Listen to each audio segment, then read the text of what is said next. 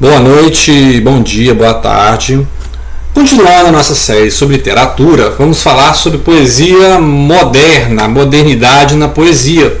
Então vamos começar em meados do século XIX, né? A gente lembra lá que no final do século XVIII teve a Revolução Francesa, depois uma série de revoluções após o Império Napoleônico cair em 1815, e aí você tem a Era Romântica na França, a figura do Victor Hugo.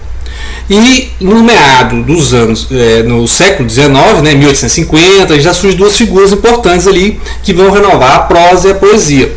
Estamos falando do Flaubert, da Madame Bovary, né, famoso pelos processos que sofreu na justiça, por causa de considerar o livro um tanto quanto polêmico, né, pornográfico e tal, pela inovação, ao ponto de dizer que Madame Bovary sou eu. Então ele assumiu estar no livro. E o Charles Baudelaire, que é o assunto principal de hoje, Charles Baudelaire vai renovar na questão em duas questões básicas: escrevendo sobre a escrita, escrevendo sobre a poesia, escrevendo sobre a arte, escrevendo sobre a modernidade em Paris, porque ele estava testemunhando essas mudanças em Paris na virada do século, metade de 1850. E ele vai renovar justamente trazendo essas mudanças da modernidade para dentro do texto. Então ele vai inovar por essa questão de conteúdo e não tanto de forma, né? As mudanças em forma a gente vai ter lá com Mallarmé, já no final do século XIX, que vai implodir o verso, né? E nos Estados Unidos com a figura do Walt Whitman, que vai ter o verso em branco, o verso só pelo ritmo, né? Não pela métrica, não pela rima. Mas o Baudelaire traz essa modernidade para dentro no segundo ponto, criando uma obra de arte. Então, em primeiro momento, ele é um observador, ele é um crítico, ele trabalha a questão estética, e em segundo momento, ele está criando sua própria obra, inclusive de uma obra dupla. Ele cria poemas em prosa, que é o que vai construir depois o Spleen de Paris, né? Spleen de Paris, o TED em Paris, que são poemas em prosa, pequenas observações cotidianas, e depois ele vai trabalhar em verso, né?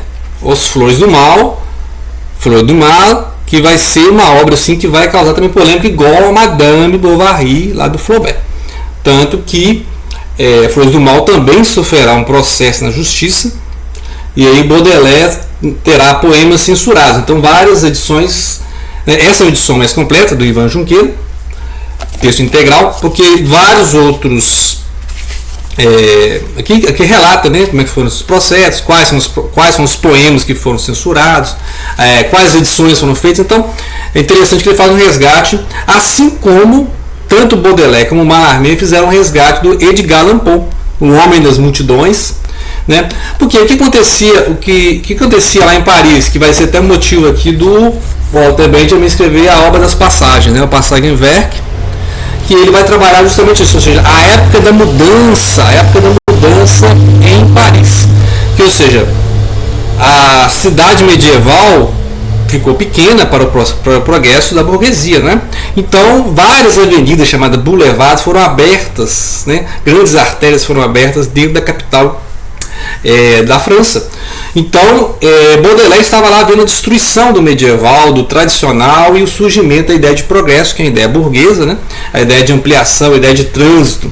Inclusive tem aqui no Spleen de Paris cenas do poeta na rua, né? Então o poeta pode ser em qualquer momento atropelado por uma carruagem, né? A perda da auréola, a perda do halo, que o poeta está atravessando a avenida e com medo das carruagens, ele tropeça na lama lá, perde a auréola, né, aquela símbolo de santidade lá, e alguém encontra, né? E depois ele fala com um amigo, quem encontrar lá pode exibir a ostentação da santidade do poeta, porque ele não está preocupado com essa glorificação, essa torre de marfim do poeta.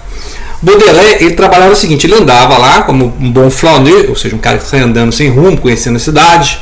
Flâner, isso, flanar pela cidade, seguir as avenidas até o final, depois virar na praça, no quarteirão, e conhecer a demolição, a reconstrução.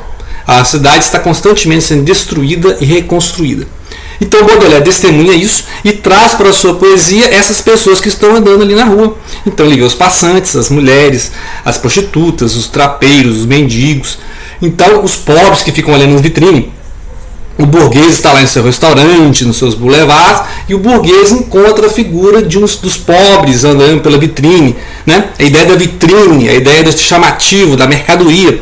Essas passagens em Paris, esses intervalos em duas ruas que eram cobertas para impedir vento, chuva, são protótipos do que a gente chamou de shopping centers, né? Ou seja, a pessoa passa ali, sai do movimento contínuo da rua, das carruagens, ele tem um momento de paz, porque ele atravessa de uma rua para outra, igual nós temos a galeria, assim, Galeria Ouvidor em BH. Você atravessa um quarteirão para outro, e aí ali era fechado, né? Então eram chamadas passagens. Essas passagens, isso aqui na capa no foco não permitirá ver, mas é uma rua que foi coberta, né? Há uma cobertura que impede que chuva, que a lama, né, ocupe o espaço que é aquele que traumatizava o poeta lá no meio da lama. O tipo de pavimento que eles fizeram encharcava de água e aí aquele lamaçal, né? Então ali ainda era pedra, não tinha um asfalto, né? Então era o início da cidade moderna, o início do uso de luz, né, em grande quantidade, primeiro os lampiões, depois a luz elétrica. Então por isso que Paris é chamada de a cidade-luz, né? Muito bem, como Paris ficou o símbolo da modernidade, o Baudelaire estava lá, o Charles Baudelaire estava lá, vendo tudo, versificando tudo, incluindo tudo na sua poética. Ele começou a trazer o que é modernidade para a poesia. Não tanto, eu repito, pelo conteúdo, pela forma, mas pelo conteúdo, né? Ou seja, ele continua usando ali os versos, a métrica, a rima, os tipos de rima, rimas preciosas, rima masculina, rima feminina. Todo o conteúdo de soneto, tudo Victor Hugo adoraria, tudo que o Bilac adoraria. Mas o simbolismo, os conteúdos, as sinestesias, tudo ao mesmo tempo, a mistura de odor, de cheiro, de visão, de barulho, né? Coisas incômodas, figuras incômodas. Por exemplo, ele faz uma ode a um cadáver, por exemplo, um cadáver em putrefação, a carniça. Então ele é capaz de narrar em versos uma cena altamente terrível, a decomposição, mas de forma bela. Então isso chocou. E fora aquelas figuras decadência, né, a decadentismo, que se alastrou ali no final do século XIX. Vídeo no Brasil aqui a influência sobre Cruz de Souza, Alfonso de Guimarães, né, que são poetas do decadentismo, até chegando ali no Augusto dos Anjos. Augusto dos Anjos também tem essa poesia bem decadente, da podridão do cemitério, né, que trouxe para o Baudelaire essa pecha, essa maldição de ser o poeta maldito, né, o poeta maldito.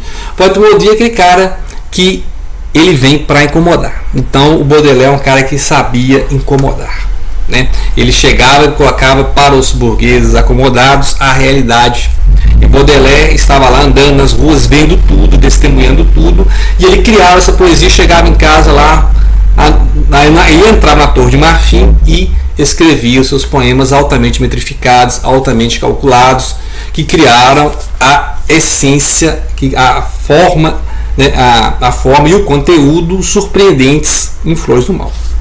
Vamos analisar aqui então um pouco na obra do Benjamin, ressaltando essas questões da modernidade, do demoníaco, do poeta maldito, né? A figura, na época tinha uma figura do vampiro, né? Lá desde o Lord Byron, essa figura do vampiro, essa figura do ser noturno, né? E a cidade estava afastando esse ser noturno porque cheio de luzes, né? Cheio de lampiões, de luzes. Então vamos ler um trecho de Baudelaire, que está na obra Passagens, do Walter Benjamin, a conjunção do moderno e do demoníaco. A poesia moderna faz parte, ao mesmo tempo, da pintura, da música, da estatuária, da arte arabesca, da filosofia zombeteira, do espírito analítico. Alguns poderiam ver nisso, talvez, sintomas de depravação, mas esta é uma questão que não quero elucidar aqui. Não obstante, lê-se uma página adiante após uma referência a Beethoven, Maturin, Byron e Poe. Quero dizer, que palavras de Baudelaire, né? Quero dizer que a arte moderna possui uma tendência essencialmente demoníaca. Me parece que essa parte infernal do homem aumenta diariamente, como se o diabo se divertisse em engordá-la com procedimentos artificiais, como um sistema de engorda, empanturrando pacientemente o gênero humano nos seus galinheiros para preparar para si mesmo um alimento mais suculento. que destaca na arte romântica, o conceito demoníaco surge aqui onde o da modernidade aparece em conjunção com o catolicismo. E aqui o Ivan Junqueira vai trabalhar essa questão de, ou seja, o demoníaco no Baudelaire, o satanismo no Baudelaire, é uma questão para chocar o burguês, ou será que o católico Baudelaire acreditava na figura do diabo?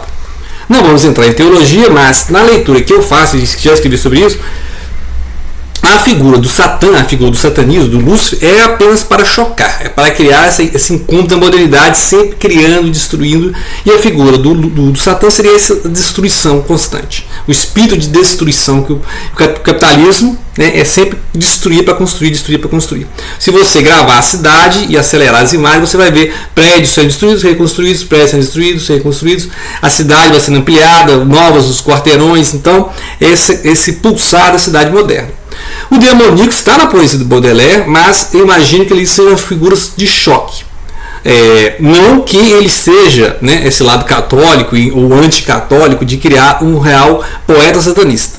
Né? Ou seja, o satanismo é real no Baudelaire ou é uma forma estética? Né? Então, essas são as questões, eu acho que é mais uma questão estética, uma questão de choque, e vários autores vão destacar isso na poesia moderna. A poesia moderna tende a criar um choque, ou seja, criar uma ruptura. E aí, depois, porque o romantismo lá, né, o romantismo começou isso, porque antes os clássicos copiavam os clássicos. O romantismo criou a figura do eu, né, o eu inspirado, o grande poeta iluminado, e aí cada poeta que vem precisa superar aquele outro poeta. Então, cada geração de poetas tem a terrível função de superar a geração anterior. Muito bem. O Marshall Berman também trabalha, o Marshall Berman americano, norte-estadunidense, dos anos 50 para cá, trabalhou com vários autores aqui nessa obra que ele trabalha. Autores que trabalha aqui, Marx, com Marx, a questão de progresso, o Fausto de Goethe, principalmente o Fausto II, segundo o Fausto, né? E o Baudelaire, modernismo nas ruas. Então ele vai destacar essa questão do pobre, né, o pobre na cidade, a segregação do rico e do pobre, a questão da rua, a rua onde o cidadão está passando, né, e essa rua ela serve a todos, ela é pública, né, quem transita pela rua, quem são esses olhares, quem são essas multidões nas ruas, não é isso? Então é a poesia que está na rua, ele está andando na rua. Então a poesia tem as multidões, as massas na rua. Fala também do modernismo na Rússia, com a geração do Dostoiévski, né? Depois também ele chega a falar também do modernismo em Nova York, no final aí fala do Ginsberg, né? Que aí a geração beat, que nós vamos falar depois de falar do surrealismo. Os próximos vídeos são sobre surrealismo, vamos falar sobre a geração beat, né? Beat Generation. Mas aí vamos aqui na parte que ele fala do Baudelaire, né? O Baudelaire escreveu um ensaio chamado O Pintor da Vida Moderna, em que ele ressalta isso, a vitrine, a imagem, a baquilagem, o artificialismo da vida moderna, né? O ensaio de Baudelaire, O Pintor da Vida Moderna, é de 1859 e 1860. Apresenta uma espécie diferente de pastoral. Aqui, a vida moderna surge como um grande show da moda, um sistema de aparições deslumbrantes, brilhantes fachadas, espetaculares triunfos da decoração e do estilo, ou seja, a vitrine, né? Exposição de arte moderna de Paris. Os heróis de toda essa pompa são o pintor e o ilustrador Constant Tanguy e a figura arquetípica do Dante, segundo Baudelaire. Dante também tem o Oscar Wilde tem essa ideia do Dante, né? O cara que ficava andando elegantemente, observando, não trabalhava, não estava no sistema produtivo, não era um salariado, não era um burguês, não era um empresário, era um cara que observava, era o artista que vive a arte pela arte. A arte pela arte. No mundo pintado por Constant Tanguy, o espectador se maravilha com a esfuziante harmonia da vida nas grandes cidades. Uma harmonia providencialmente preservada em meio ao tumulto da liberdade humana. Leitores familiarizados com Baudelaire se espantarão de ouvi-lo falar como o Dr. Pangloss. Dr. Pangloss é aquele lá do livro do Voltaire, O Cândido Otimismo, né? Perguntamos-nos qual é a piada, até concluir que lamentavelmente não há piada nenhuma. A espécie de assunto preferido pelo nosso artista é a pompa da vida tal como existe para ser contemplada nas capitais do mundo civilizado. A pompa da vida militar, da vida elegante, da vida galante. Se voltarmos aos luzidios esboços da Beautiful People, né, das belas pessoas de seu mundo, realizados por Constant Tanguy, veremos apenas uma variedade de fantasias aparentosas ocupadas por manequins sem vidas e rostos vazios. Ele, continua Baudelaire, ele, o pintor da vida moderna, se delicia com finas carruagens e orgulhosos corcéis, a esplendorosa sagacidade dos cavalariços, a destreza dos pedestres, o sinuoso andar das mulheres, a beleza das crianças, felizes de estarem vivas e bem vestidas. A elegância, né? Numa palavra, ele se delicia com a vida universal.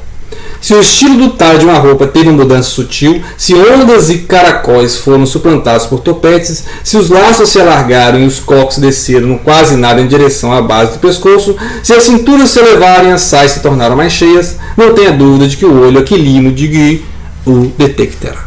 Então, o observador da vida moderna tem que ter todos esses detalhismos. E a poesia do Baudelaire tem todos esses detalhismos. Então, é assim uma riqueza de descrição, de detalhes, de evocar sensações, sinestesias, barulhos, cheiros, movimentos, toque, tudo está envolvido na poesia das Flores do Mal.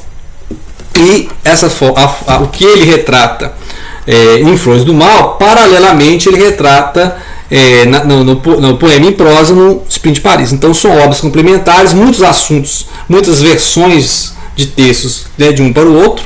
Então tem algumas versões inversas, versões em prosa, né, prosa poética, e são livros que se complementam, né? E são livros assim que são atuais. Por isso defendemos a modernidade do Baudelaire, no sentido de que não foi superado. A poesia do Baudelaire ainda é da nossa época, assim como várias constatações, por exemplo, do marxismo, a luta de classes, a questão do progresso, a questão da burguesia, são questões que ainda são relevantes na filosofia, na sociologia, independente de questão de luta ideológica. Nós estamos falando de questão de estudos, ou seja, você pode não concordar com a obra de Karl Marx, mas ela ainda é altamente utilizada na pesquisa, muita coisa atual, apesar das mudanças nesses últimos 200 anos. Né? Então, nesses 200 anos do nascimento de Baudelaire, foi essa uma importante introdução ao assunto, porque, né, imagina ler, esse aqui é o volume 1, né, essa aqui foi publicada em 3 volumes, pela UFMG, editora UFMG. São 3 volumes e tem um volume único que é uma brochura, parece uma Bíblia, né?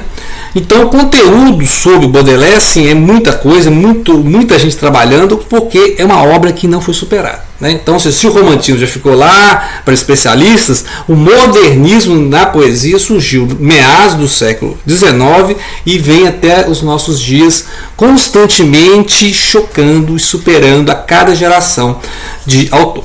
Então, depois do Baudelaire com simbolismo, decadentismo, nós vamos ver lá o expressionismo na Alemanha e vamos falar mais detidamente sobre o surrealismo, ok? Então aguardem os próximos vídeos, vamos falar sobre o surrealismo e sobre a influência do surrealismo na geração Beat, que é a Beat Generation, ok? Obrigado pela atenção, uma boa noite, bom dia, boa tarde e compartilhe.